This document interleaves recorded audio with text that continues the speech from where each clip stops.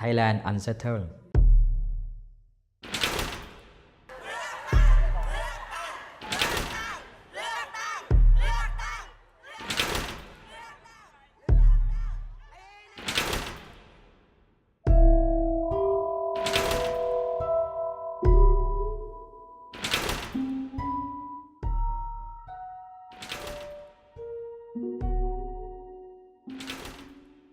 สถานการณ์ในชายแดนใต้ของประเทศไทยหรือว่าปาตานีนะบางคนเรียกว่าปาตานีนะครับ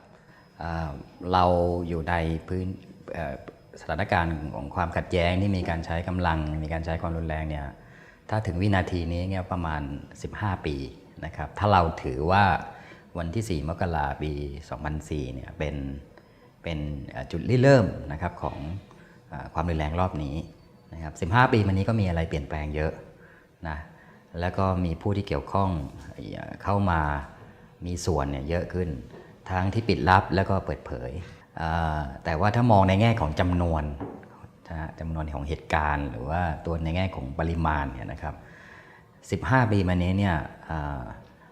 มันมีช่วงของพีคของจำนวนเหตุการณ์ความรุนแรงเนี่ยอยู่2 ช่วงสูงสุดเนี่ยนะครับแล้วก็ลดลงนะครับ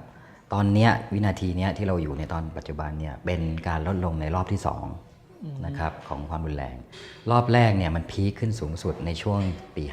50 51นะครับแล้วก็ลดลงแล้วก็ขึ้นมาอีกรอบหนึ่งคือปี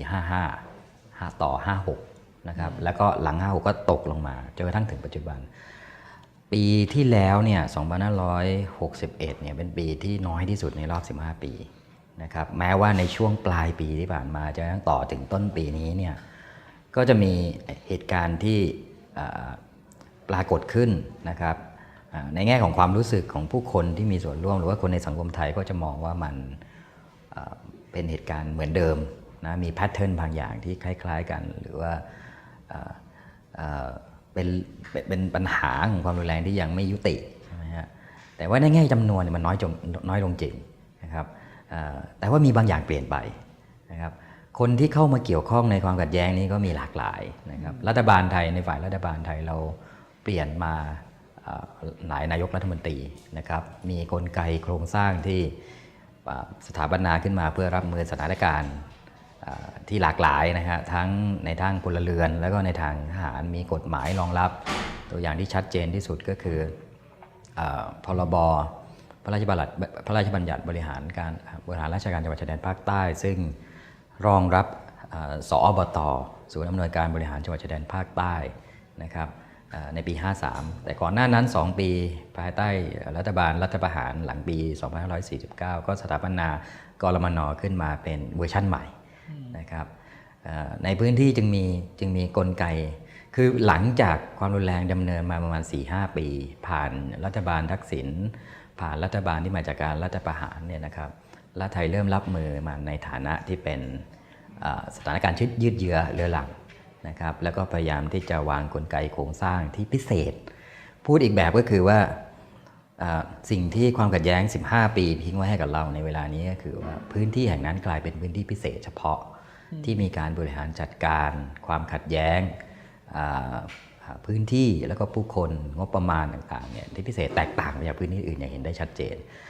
อย่างกลไกของรัฐที่ว่าเมื่อกี้อันหนึ่งแล้วก็แน่นอนที่สุดก็คือกฎหมายพิเศษที่บังคับใช้อย่างเข้มข้นคือเมื่อเทียบกับพื้นที่อื่นๆทั่วทั้งประเทศเนี่ยนะครับเราผ่านการรัฐประหารมา2 ครั้งเนี่ยพื้นที่นี้ก็จะเป็นพื้นที่ความมั่นคงสูงอยู่เสมอนะครับแล้วก็มีการบังคับใช้กฎหมายที่พิเศษแตกต่างนะครับผู้คนในพื้นที่ที่เผชิญกับความขัดแย้งของ2 ฝ่ายเนี่ยนะครับก็ตกอยู่ในภาวะที่กลืนไม่เข้าคายไม่ออกแล้วก็ถูกถูกจัดการนะครับถูกจัดระบบถูกจัดระเบียบนะครับโดยการใช้กฎหมายพิเศษแบบนี้การพัฒนาพื้นที่นะครับการจัดการกับความขัดแย้งในระดับท้องถิ่นทั้งหลายแหละก็ผ่านกลไกแบบพิเศษที่ไม่ใช่แค่ระดับของมหาดไทยนะครับฉะนั้นไอ้นี่คือสิ่งที่มันค่อยๆเปลี่ยนตัวพื้นที่แล้วก็ความรู้สึกของผู้คนความสัมพันธ์ระหว่างผู้คนในพื้นที่ความสัมพันธ์ระหว่างผู้คนกับรัฐนะครับอีกอย่างหนึ่งที่มันปรากฏขึ้นและผมคิดว่าชัดที่สุดก็ในช่วงหลังปี2556เนี่ยก็คือการปรากฏตัวขึ้นของกระบวนการต่อสู้ที่ติดอาวุธ นะครับเข้าสู่พื้นที่ทางการเมืองนะครับสิ่งนี้ก็สำคัญในแง่ว่ามันสร้างโมเมนตัมสร้างผลสะเทือนที่ทำให้อย่างน้อยที่สุดคือคนในพื้นที่เนี่ยมองเห็นว่าตัวแสดงที่เคยอยู่ในที่ลับอยู่ที่มืดนะครับที่รู้สึกได้ว่ามันมีการเคลื่อนไหวบางอย่างอยู่เนี่ยนะครับปรากฏตัวขึ้นแล้วขึ้นมาคุยกับรัฐบาลไทยตัวแทนรัฐบาลไทย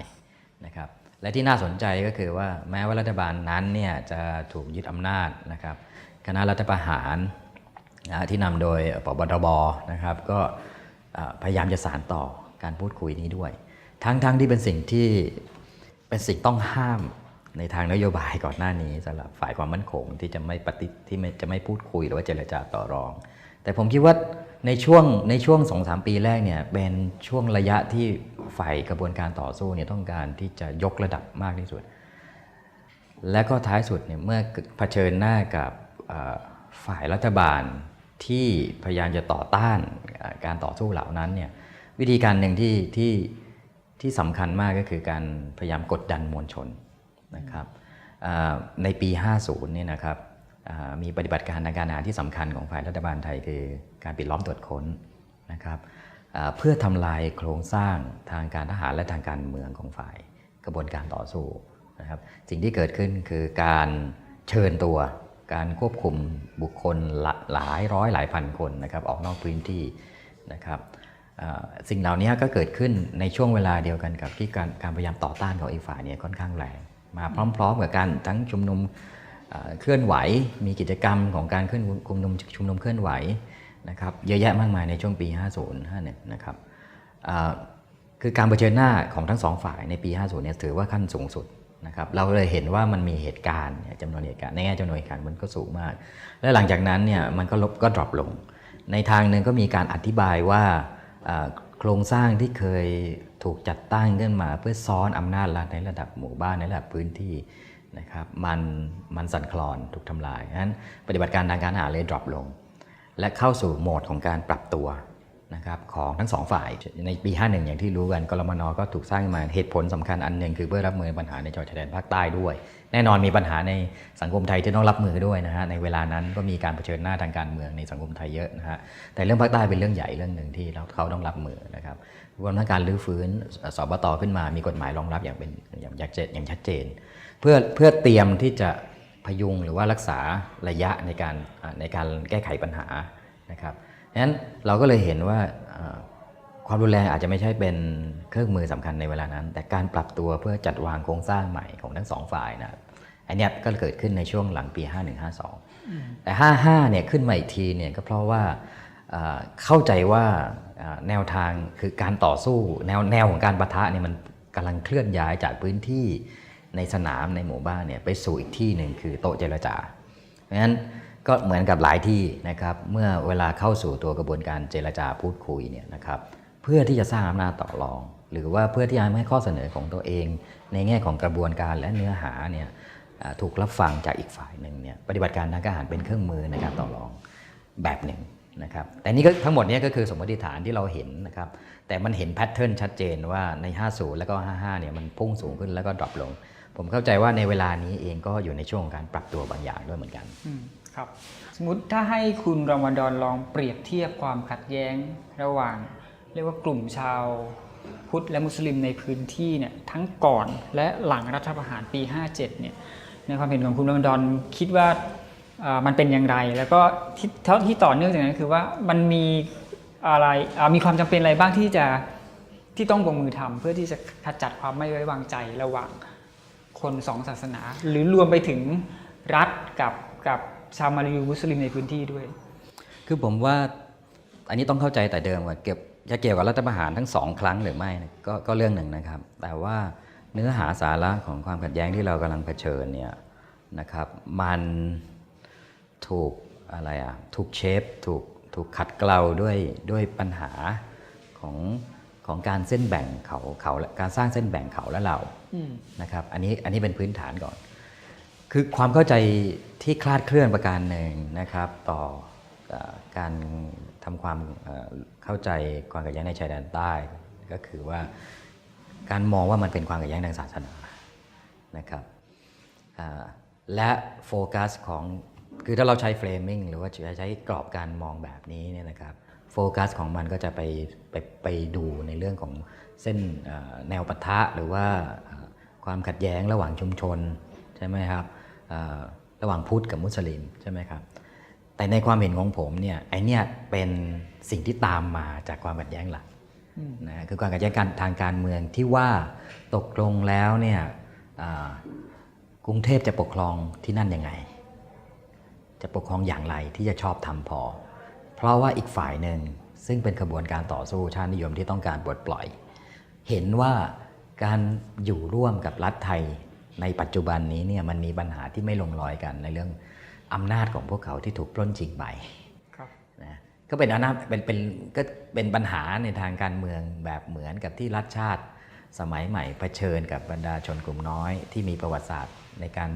สร้างรัฐชาติที่ยังไม่สำเร็จนะครับประเด็นก็คือปัตตานีเนี่ยถูกผนวกรวม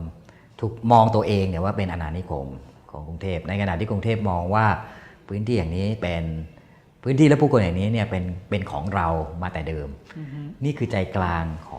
องปัญหาการเมืองที่ว่านะครับทีนี้กลยุทธ์ของทั้งสองฝ่ายที่ใช้ในการปกครองที่ผ่านมารัฐบาลไทยในยุคหนึ่งเนี่ยในช่วงหนึ่งเนี่ยก็สร้างรัฐขึ้นมาแล้วก็สถาปนาลักษณะพื้นฐานของรัฐเนี่ยที่อิงเกี่ยวกับศาสนาพุทธใช่ไหมครับซึ่งแน่นอนมันก็สร้างเส้นแบ่งอีกฝ่ายหนึ่งก็มีเส้นแบ่งนี้เพราะว่าเห็นความต่างเส้นแบ่งนี้ถูกสร้างขึ้นมาและมีประโยชน์กับต่อทั้งสองฝ่ายในแง่ที่ว่ามันระดมการสนับสนุนจากมวลชนของตนเองและ justify ให้ความชอบธรรมในสิ่งที่ตัวเองทำและกำหนดนะครับแต่แน่นอนว่าโดยตัวของความสัมพันธ์ระหว่างผู้คนในพื้นที่เองก็มีปัญหาโดยตัวมันคือก็มีปัญหาเป็นปกติระหว่างคนที่มีวิถีชีวิตที่แตกต่างกันนะครับก็มีทั้งมีในแง่มุมที่การอยู่ร่วมกันได้ด้วยนะครับแต่ก็มีได้แง่มุมที่มีปะทะกันบ้างนะครับแต่การปะทะกันบ้างเหล่านี้มันถูกpoliticize ถูกทำให้เป็นเรื่องการเมืองในเวลาต่อมาทีนี้ในกระบวนการเจรจาสันติภาพเนี่ยคุณรมฎอนพอจะตั้งสมมติฐานได้ไหมว่าฝ่ายกองกำลังเนี่ยเขาพอใจที่จะคุยกับกองทัพหรือคุยกับรัฐบาลที่เป็นพลเรือนมากกว่ากันคำถามนี้น่าสนใจแล้วก็อาจจะสัมพันธ์กับประเด็นต่อไปที่เราจะคุยก็คือว่าผมว่าคือมันตอนช่วงปี55มันตอนช่วงปี55เนี่ยที่กระแสของความรุนแรงมันพุ่งขึ้นเนี่ยมันก็มีความพยายามที่จะต่อช่องพูดคุยอย่างไม่เป็นทางการก่อนนะครับที่จะมีการทำให้กระบวนการพูดคุยมีเป็นทางการและเปิดเผยคำถามหนึ่งที่อันนี้จากข้อมูลที่เรารับทราบในเวลาต่อมาเนี่ยนะครับคำถามหนึ่งที่ฝ่ายตัวแทนของฝ่ายกระบวนการถามตัวแทนของรัฐบาลไทยที่ไปต่อช่องพูดคุยอย่างไม่เป็นทางการนั้นนะครับคือเข้าใจใช่ไหมครับตอนปี55เนี่ยเรามีรัฐบาลพลเรือนเรามาเป็นรัฐบาลยิ่งลักษณ์ใช่ไหมฮะมันหมายความว่าสำหรับเขาก็มองรัฐไทยว่าไม่จบแค่รัฐบาลยังไงก็ตามการหาทางออกจากความขัดแย้งในชายแดนใต้นะครับถึงแม้ว่าเป็นวิธีการในการทางการเมืองก็แล้วแต่ขาดการมีส่วนร่วมของทหารไม่ได้แน่ๆนะครับแล้วก็ขาดการ approve บางอย่างนะครับจากสถาบันทางการเมืองที่สำคัญที่สุดในประเทศไทยไม่ได้แน่มันไม่จบแค่ตัวรัฐบาลหรือไม่จบแค่ตัวรัฐสภาแม้ว่าในระยะเวลาต่อมาตอนที่มีการพูดคุยที่เป็นทางการในเวลาต่อมาแล้วเนี่ยนะครับข้อเสนอประการหนึ่งที่มาจากฝั่งของ BRN ก็คือว่าการริเริ่มการบวนการพูดคุยนี้ต้องยกระดับเป็นเรื่องวาระแห่งชาติและต้องได้รับการ approve จากรัฐสภานะครับโดยในย่านี้ก็หมายความว่าสำหรับเขาเนี่ยการกระทำเหล่านี้ต้องได้รับการยอมรับอย่างเป็นทางการนะครับจากผู้แทนของประชาชนไทยแต่ถ้ามองในแง่ของการเมืองจริงๆเนี่ย real politics จริงๆเนี่ยเขาก็มองเห็นว่าถ้าจะคุยกับรัฐไทยไม่ใช่แค่รัฐบาลไทยถ้าจะคุยกับรัฐไทยอาจจะจำเป็นที่จะต้องมีการ recognize มีการ acknowledge จากสถาบันสำคัญของรัฐบาลไทยด้วยเหมือนกันทหารปฏิเสธไม่ได้แต่ทหารจะอยู่ตรงไหนในสายตาของเขาอันนั้นอีกเรื่องหนึ่งนะครับแต่ตัวแสดงของกองทัพเนี่ยสำคัญเพ ราะว่าปัญหาที่นั่นมันถูก militarize นะครับถูกจัดการโดยผมเรียกได้ว่าหลังการรัฐประหารปี 2549เป็นต้นมาเนี่ยทหารกองทัพนะครับและอาจจะโดยกรมนเนี่ยมีบทบาทสำคัญและก็เป็นบทบาทหลักนะครับอย่างยิ่งนะครับในการรับมือกับปัญหาจังหวัดชายแดนภาคใต้ไม่ว่ารัฐบาลจะมาจากการเลือกตั้งหรือไม่ก็ตามอันนี้คือความเป็นจริงที่ต้องยอมรับนะครับผมคิดว่าฝ่ายกระบวนการก็มองเห็นสิ่งนั้นนะครับและพัฒนาการใหม่ทางการของการเมืองไทยในช่วงเวลาหลายเดือนที่ผ่านมาในช่วงเวลานี้ในช่วงสำคัญของการที่จะนำไปสู่การเลือกตั้งในเวลานี้เนี่ยนะครับผมคิดว่าอยู่ในสายตาของพวกเขาที่พวกเขาต้องประเมินว่าตอนนี้รัฐไทยกำลังเปลี่ยนไปยังไงบ้างนะครับคือรัฐบาลที่กำลังจะขึ้นมาเนี่ยก็อาจจะคือคสช.ที่สืบทอดอำนาจต่อก็เป็นไม่ได้อันนี้เป็นเงื่อนไขหนึ่งที่ต้องเอาเข้าไปดูไหมท่านคือเรื่องถ้ายังมีเรื่องกังวลเรื่องที่น่ากังวลที่ต้องจับตานะครับหลังการเลือกตั้งอนาคตของชายแดนใต้เนี่ยนะครับผมคิดว่าคือตอนนี้เรากำลังอยู่ในระบอบที่มีนักวิชาการบางคนยังเรียกชื่อไม่ได้นะตั้งบอกว่าเป็นระบอบที่ยังไม่รู้จะเรียกมันว่ายังไงบางคนเรียกว่ามันเป็นระบอบการเมืองแบบไฮบริดใช่ไหมครับเป็นส่วนผสมกันเราเป็นประชาธิปไตยในแบบที่เราไม่เคยเจอมาก่อนนะครับสิ่งนี้นะครับจะมีผลอาจจะมีผลแน่ๆนะครับต่อหน้าตาของกระบวนการหาทางออกในจังหวัดชายแดนภาคใต้ไม่ว่าจะเป็นในทางการเมืองหรือว่าในทางการทหารนะครับเพราะว่าอะไรเพราะว่าท้ายสุดคำถามในเวลานี้ก็คือปัญหาในจังหวัดชายแดนภาคใต้เนี่ยเป็นปัญหาที่ใหญ่กว่าเรื่องระดับรัฐบาลเป็นเรื่องของรัฐนะครับรัฐในแง่ที่ว่ามีฝ่ายมีประชากรจำนวนหนึ่งรู้สึกไม่โอเคกับการดำรงกับการมีส่วนร่วมหรือว่ามีอยู่ในรัฐแบบรัฐสยามรัฐไทยแบบนี้นะครับและต้องการแยกตัวออกนะครับปัญหามันเลยใหญ่มากกว่าว่ารัฐบาลชุดใหม่จะเป็นใครหรือว่ามาจากไหนนะครับแต่คำถามก็คือว่าตั้งแต่การบังคับกระบวนการในการบังคับใช้รัฐธรรมนูญจนกระทั่งถึงก่อนหน้าการเลือกตั้ง1 เดือนที่ผ่านมาเนี่ยนะครับเรากำลังอยู่ในสภาวะที่ตกลงแล้วใครจะสามารถพูดแทนรัฐไทยได้คำพูดสุดท้ายคนที่จะเคาะจริงๆเนี่ยนะครับว่าอะไรทิศทางของการแก้ไขปัญหาระดับรัฐแบบนี้เนี่ยจะไปทางไหนเนี่ยนะครับจะอยู่ที่ไหนจะอยู่ที่ทำเนียบรัฐบาลหรือว่ารัฐสภาหรือที่อื่นด้วยนะครับอันนี้เป็นปัญหาใหญ่นะครับเพราะว่ามันจะทำให้คนที่จะต่อรองกับรัฐบาลไทยทั้งผ่านกระบวนการทางการเมืองกับการเจรจาต่อรองนะครับหรือปฏิบัติการทางการทหารเนี่ยมีทาร์เก็ตที่แตกต่างกันประเด็นพวกนี้เนี่ยอาจจะสำคัญน้อยลงเพราะว่าจะมีประเด็นใหม่ที่ท้าทายเข้ามามากขึ้นตกลงว่าถ้าคุณจะเจรจาต่อรองกับรัฐไทยเนี่ยคุณจะเจรจากับใครบ้างนะครับมีพรรคการเมืองอย่างพรรคประชาชาติซึ่งก็ดูจะเน้นกลุ่มเน้นพื้นที่3 จังหวัดชายแดนภาคใต้สำหรับพรรคการเมืองพรรคนี้คุณรมฎอนคิดว่าได้รับเสียงสนับสนุนหรือยอมรับจากคนในพื้นที่มากน้อยครับคือเราต้องเข้าใจว่าอย่างภาพที่พรรคประชาชาติพยายามจะชูเนี่ยนะครับก็คือกลุ่มวาดะแน่ๆแม้ว่าเขาอาจจะปฏิเสธว่านี่ไม่ใช่วาดะแล้วแต่เราก็เข้าใจว่านี่คือวาดะอัปเกรดนะครับต้องไม่ลืมนะครับว่าในรอบความขัดแย้ง15 ปีที่ผ่านมาเนี่ยวาดะล้มลุกคลุกคลานเยอะมากนะครับในช่วงแรกๆในการเลือกตั้งในปี 48 1 ปีหลังเหตุการณ์หรือหลังเหตุการณ์ความรุนแรงหรืออย่างพูดอย่างเฉพาะเจาะจงก็คือหลังเหตุการณ์ตากใบไม่กี่เดือนเนี่ยนะครับวาดะก็ไม่ได้คะแนนไม่ได้เลยนะครับก็ถือตอนนั้นก็มีการประเมินว่าวาดะสูญพันธุ์แล้วนะครับการเลือกตั้งในเวลาหลังจากนั้นปี 54 ก็น่าสนใจเพราะว่าวาดะก็ได้เพียงแค่ถึงที่นั่งไม่ใช่สิวาดะล่มสลายไปคือการแยกแตกกลุ่มกันไปอยู่ตามพรรคต่างๆนะครับแต่ก็มีคนของวาดะที่ได้รับการเลือกตั้งอยู่แต่ว่ากระจัดกระจายกันไปการกลับมาเป็นพรรคประชาชาตินี่ก็น่าสนใจเพราะว่าลำพังแค่พลังข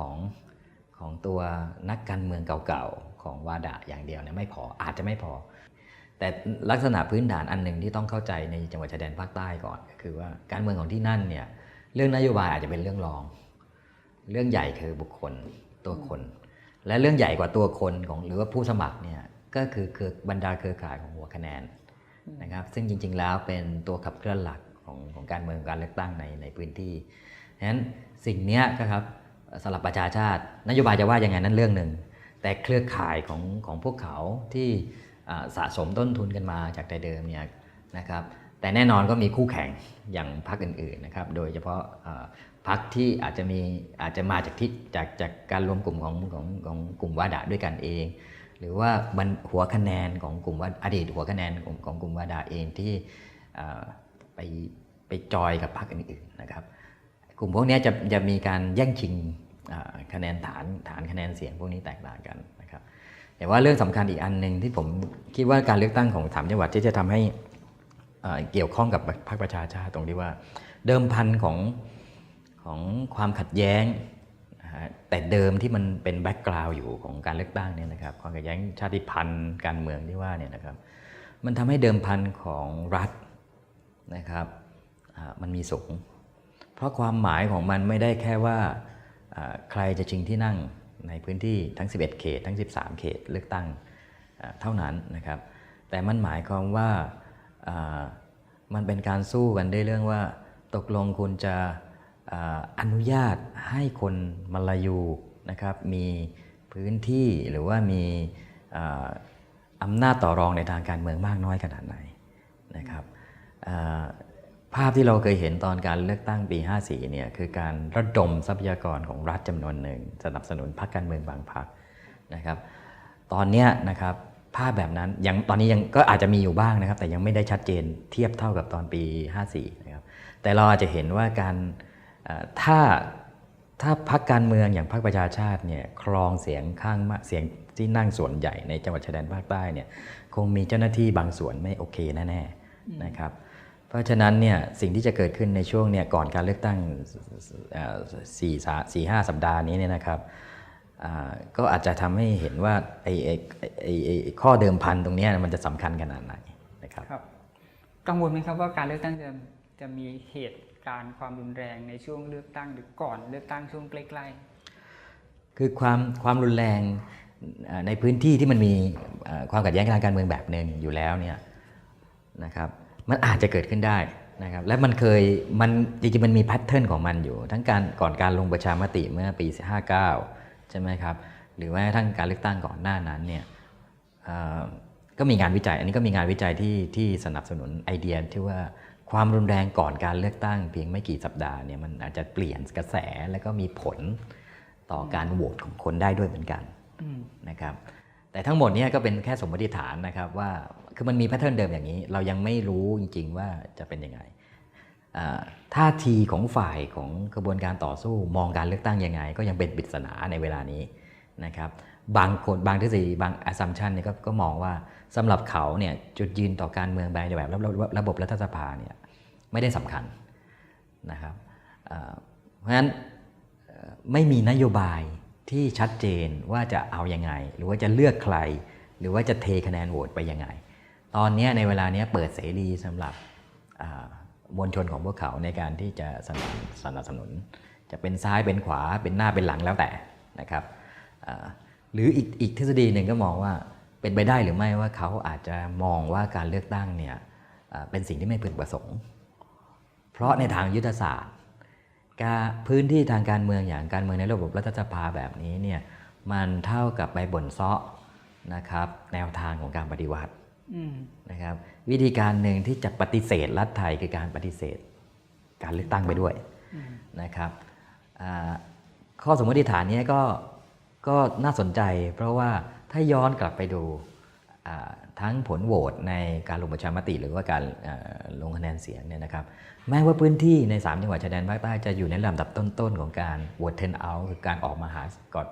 มาลงเสียงคะแนนเสียงเนี่ยจำนวนมากนะครับอยู่ในระดับต้นๆบางเขตเนี่ยพุ่งอยู่ติดอันดับท็อป 5 ของ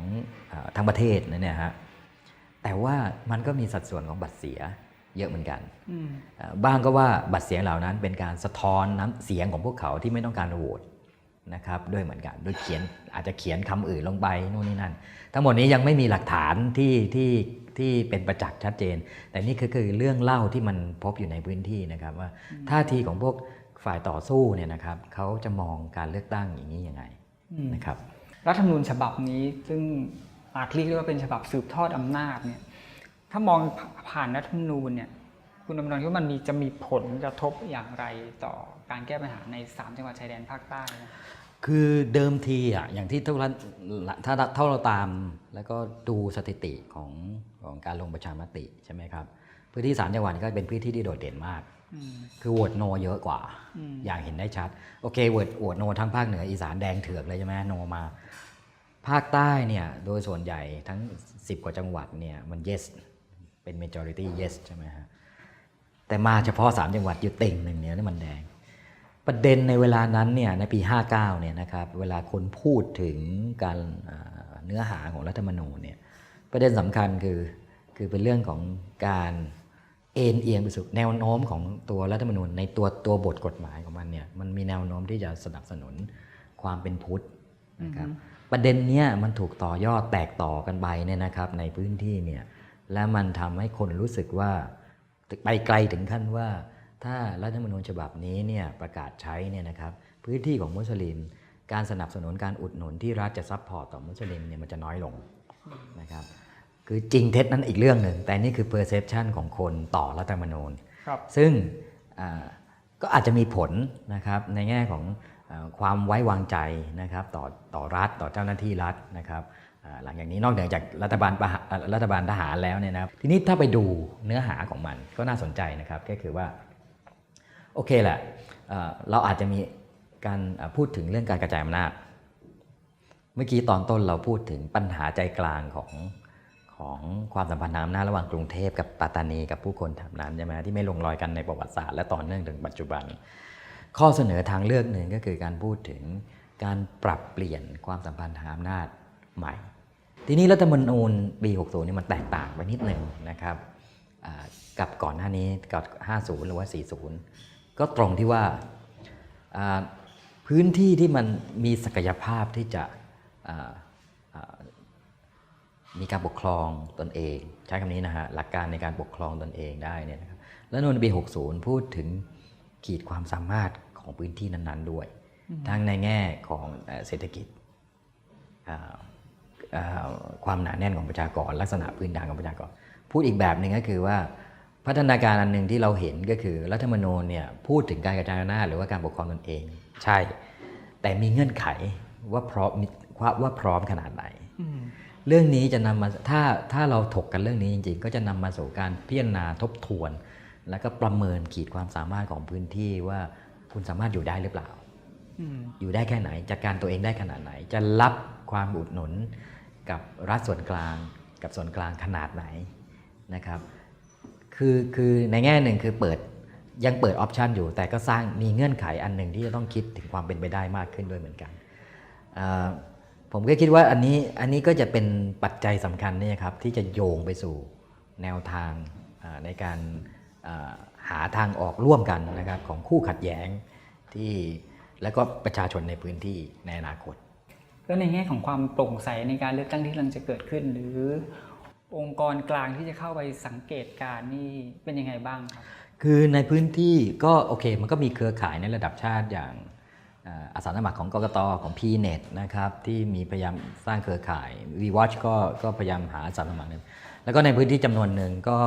พยายามสร้างกลุ่มที่มอนิเตอร์การเลือกตั้งนะครับอย่างกลุ่มโปรเจกต์ซามอนะครับคือมันก็มีความพยายามอยู่นะครับในการที่จะตรวจสอบการเลือกตั้งอยู่จะทำได้ขนาดไหนจะมีน้ำหนักขนาดไหนนะครับนั่นก็อีกเรื่องหนึ่งนะครับแต่อีกอันหนึ่งที่เราไม่เห็นก็คือว่าการมาสังเกตการณ์ขององค์กรนานาชาตินะฮะซึ่งเราเชื่อว่าจริงๆแล้วพื้นที่พิเศษแบบพื้นที่คอนฟ lict ในลักษณะแบบนี้เนี่ยน่าจะเป็นที่จับตามองขององค์กรหลายองค์กรนะฮะแต่ว่าด้วยเงื่อนไขหลายเหตุปัจจัยเนี่ยก็ทำให้ไม่มีแบบนี้นะครับตอนนี้ก็คือเราเห็นแค่ภาพของคนในท้องถิ่นที่พยายามจะทำอะไรบางอย่างที่จะมอนิเตอร์มัน